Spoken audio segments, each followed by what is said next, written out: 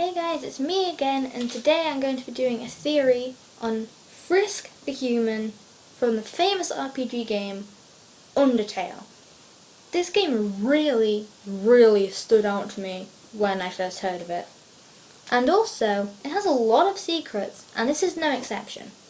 Frisk is a little tiny human kid that you play as throughout the game and his adventures in the underground.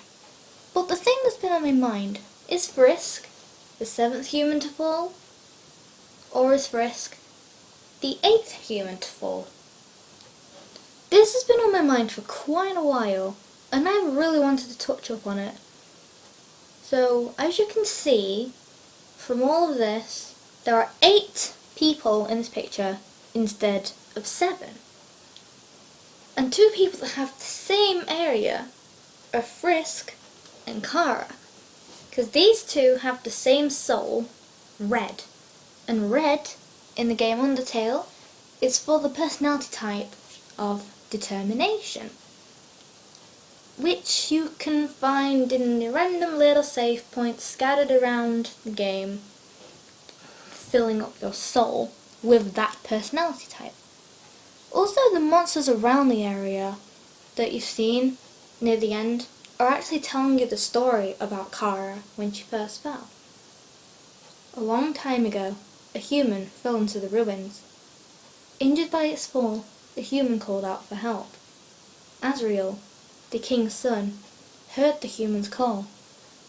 He brought the human back to the castle. Over time, Azrael and the human became like siblings. The king and queen treated the human child as their own. The underground was full of hope.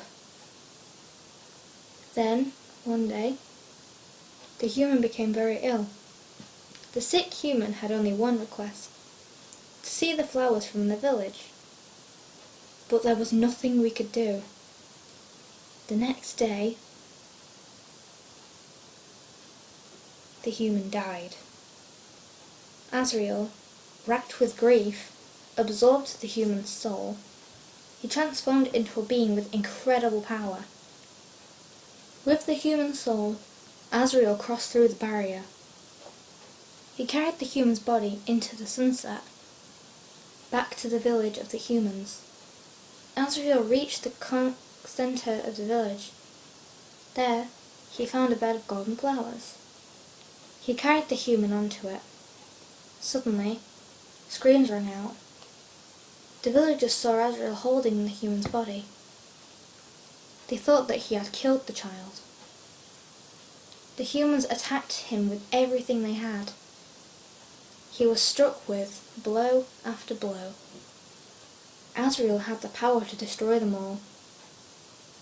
But Azrael did not fight back. Clutching the human, Azrael smiled and walked away. Wounded, Azrael stumbled home. He entered the castle and collapsed. His dust spread across the garden. The kingdom fell into despair. The king and queen had lost 2 children in one night. The humans had, once again, taken everything from us. The king decided it was time to end our suffering.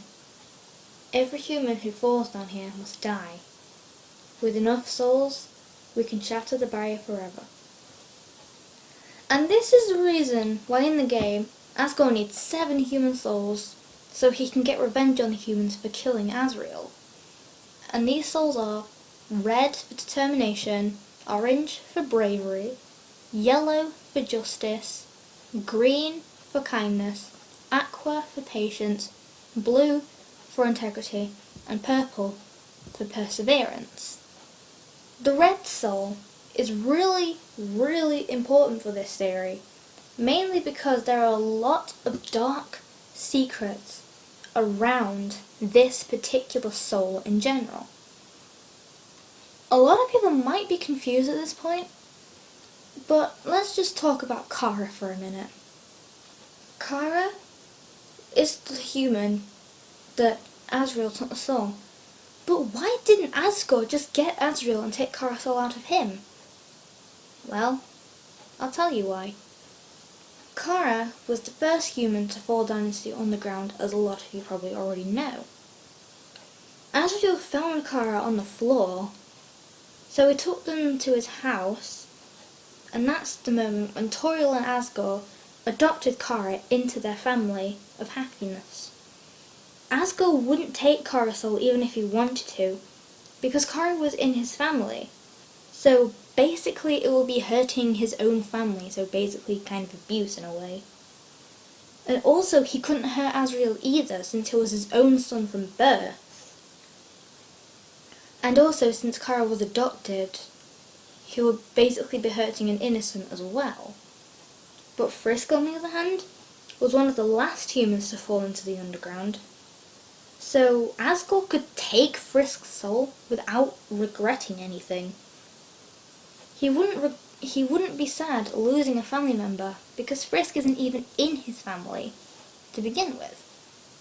So what does this all mean? Frisk and Kara both have the same coloured soul, but a completely different perspective of it. Which is kind of confusing for some people, but for me, not really, because I kind of know a lot about Undertale. So I'm just going to mention a lot of things about Undertale right now. And through all the random save points in the game, Frisk's soul becomes more pure than Kara because of all the save points. So what does the red soul, Frisk's determination, and Kara being the first human to fall, what does it all mean? How are they connected? Well, Kara's soul is not as pure as Frisk's. I can tell you that right now. Frisk's soul is really, really, really pure. And on this graph right now, more evidence, yay, you can see that red is determination. But Kara also has determination, but it's just a different colour to Frisk.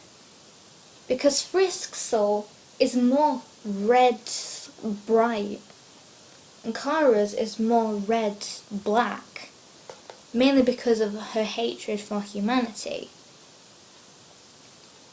So from all the evidence we've gathered right now, I can tell you right now, Frisk is the 7th soul, but the 8th human. And this is the reason why this is true. In these pictures, there are always 8 people. 2 of those people have the same soul, and there are 7 souls needed for Asgore to break the barrier to the surface. So, from all the save points, Frisk is gathering more determination than Kara, because Kara never had any save points to begin with.